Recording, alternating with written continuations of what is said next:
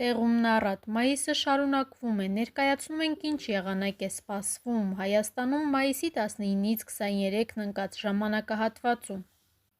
Երևան քաղաքում մայիսի 19-ից 20-ին, 21-ի գիշերը 22-ից 23-ին սպասվում է առանց տեղումների եղանակ։ Մայիսի 21-ի երեկոյան հնարավոր է կարճատև անձրև և ամպրոպ։ Ամպրոպի ժամանակ քամու ուժգնացում 13-ից 15 մետր/վայրկյան արագությամբ։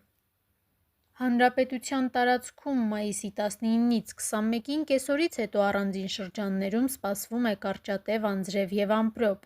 Մայիսի 22-ից 23-ին սպասվում է առանց տեղումների եղանակ։ Քամին հարավ-արևմտյան 2-ից 5 մետր/վայրկյան արագությամբ, ամպրոպի ժամանակ սպասվում է քամու ուժգնացում 17-ից 20 մետր/վայրկյան արագությամբ։